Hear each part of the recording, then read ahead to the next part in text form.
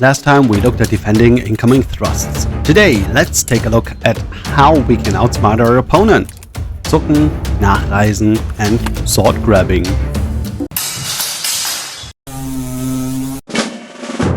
Zucken or jerking is mentioned several times in our 44a8 text, for example when we grab our opponent's sword. Also, when we try to thrust to the face, we are told to jerk it back and thrust to the other side. Again, since we're not told how to do it, let's take a look again at the longsword section. Here we have an explicit description of how to do it. We are supposed to throw a cut from the upper right, and before our swords clash together, we should pull our swords back and thrust to the other side. His parry missing. That seems easy.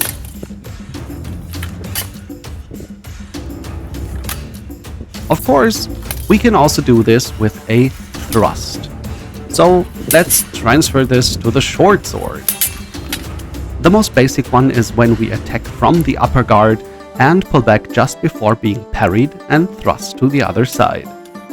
Of course, this can also be done once we are parried.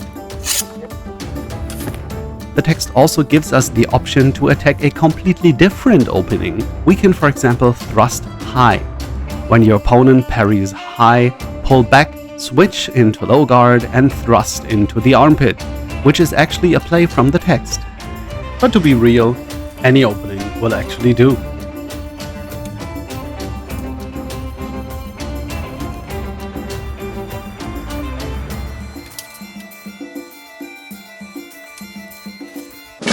Zucken is mainly used for feinting. To create an opening on your opponent, you can attack. In our text, this is described as Nachreissen or traveling after. It tells us to thrust into an opening just before the opponent takes action. If they displace your thrust, you are told to pull back and thrust to a different opening. And again, and again, and again. Remember last time when I told you not to parry the whole time? Yes, that is exactly the exploit. Cover your opponent and thrust with pulling back. At some point, they will make a mistake. You can see a moment in our sparring video where I try this. Remember that you commit to the feint. Your opponent must feel that it's real. Otherwise, they will use it to their advantage.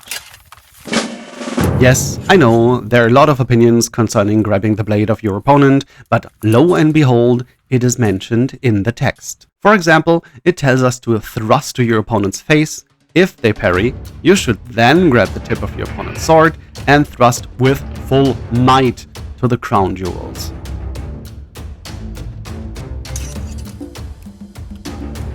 In another play, it tells you to thrust to the crown jewels. The opponent then parries by catching the blade from above with their hands before delivering a one-handed thrust to your crown jewels.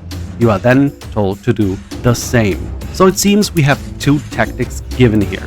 One is to grab the opponent's blade from the bind, where we create an opening by moving the opponent's arm into a direction or simply hold the sword statically in place to gain an advantage. We then use one-handed thrusts.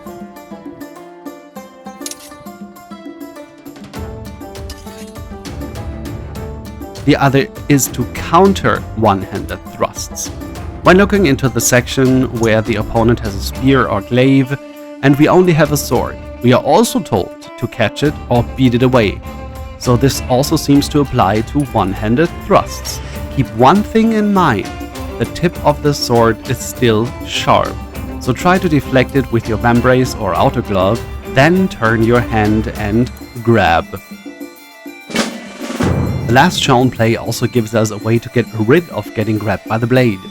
When both swords are caught by the respective other, we are supposed to throw away the opponent's sword to the side, grab our sword in the middle again, and wrench it clockwise over the wrist of the opponent in a full turn. They have to let go, or their wrist will break. This also works for the different other situations we had before. Always try to wrench with your tip over the wrist of your opponent. So now you know how to bypass the parrying maneuvers of your opponent by either feinting or grabbing the sword. Next time we will go paddling.